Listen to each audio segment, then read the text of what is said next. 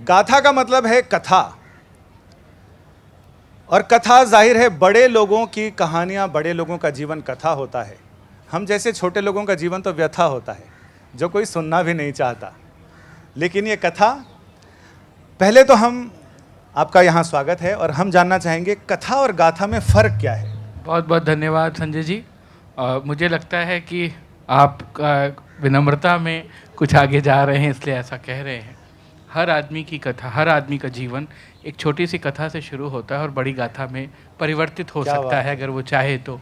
और जैसे एक कबीर कहता है ना कि एक बूंद से सब उपजाना, तो एक बूंद ही है, एक वो सूत्र ही है जिससे कुछ भी बनता है, चाहे वो महान जीवन हो और चाहे वो साधारण जीवन हो। हमारे हाथ में प्रयास सिर्फ इतना है कि हम अपनी यात्रा को कितना सार्थक बना सकते हैं। इसी सिलसिले को आगे बढ़ाते हैं। इसी किताब में मैंने पढ़ा कि बूंद बूंद कर जब चीज़ें झरती हैं तो अमृत का सोता फूटता है। आपने शुरुआत की गिरजा देवी के बारे में उस किताब से, तो पहले संगीत है, फिर नृत्य है, फिर वादन है, और उसके बाद फिर से ये संगीत पूरा होता है इस सुरगाथा में। कितनी बड़ी चुनौती लगी इतने बड़े बड़े व्यक्तित्वों को कोई कैनवास पे उतारता, आपने कागज़ पे उतारा।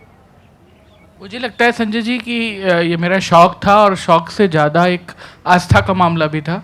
संगीत को लेकर के जो मेरे विचार रहे हैं, और जो मुझे लगता है कि इस तरह से चीज़ें समाज में जानी चाहिए, जिस तरह से मैं किसी संवेदना के स्तर पर संगीत को महसूस करता हूँ, मुझे हमेशा ही लगता है कि मुझसे बेहतर ही तरीके से 10 और लोग भी समझते होंगे। लेकिन दुर्भाग्य से उस तरह का लेखन नहीं मिलता था, खास करके हिंदी में मुझे उसका थोड़ा सा अभाव लगता था। तो वो मैं ये तो नहीं कह सकता, ये दावा भी नहीं कर सकता कि मैंने किसी अभाव की पूर्ति की है, लेकिन मुझे लगा कि मुझे कुछ आजमाना चाहिए। जैसे गिरजा देवी के बहाने जब मैंने शुरुआत की, तो मुझे लगा कि ठुमरी को, दादरा को, या शास्त्रीय और उपशास्त्रीय गायन को इस तरह से भी देखा जा सकता है। और वो देखने का ही क्रम है कि आपकी एक दृष्टि बनती है।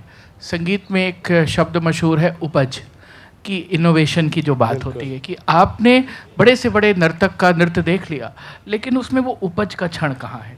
या एक चित्रकार की जब आप एक तस्वीर देखते हैं, एक पेंटिंग देखते हैं, उसकी कलाकृति से मुखातिब होते हैं, तो उसमें एक शब्द आता है मास्टर स्ट्रोक, कि मास्टर स्ट्रोक किधर है। तो वो जो एक किसी कलाकार की अपनी यत्ता है, और जो उसकी अपनी एक स्वानिमृति है कला के संदर्भ में और उसकी अभिव्यक्ति के संदर्भ में, मुझे लगता है कि ये करने का प्रयास किया है। कितना सफल हुआ हूँ या असफल, ये मेरे पाठक तय करेंगे। आप लोगों में से बहुत सारे लोगों को शायद पता होगा, यतीन्द्र जी का ये शरीर अयोध्या की मिट्टी से बना है।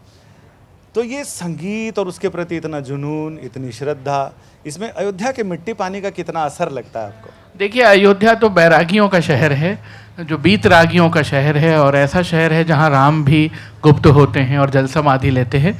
मेरी दादी को संगीत का बहुत शौक़ था, राजकुमारी विमला देवी जी, और वो संस्कार मुझे लगता है कि कहीं से परंपरा में मुझे मिला है। और घर परिवार में कलाओं की एक दुनिया थी, उनको सम्मान देने की परंपरा थी। बहुत कम उम्र में ये समझ में आया कि जीवन जिन चीज़ों से बड़ा बनता है, उसमें कलाएं भी आसपास होती हैं। शायद वो संस्कार घर का जो मुझे यहाँ तक लेकर आया।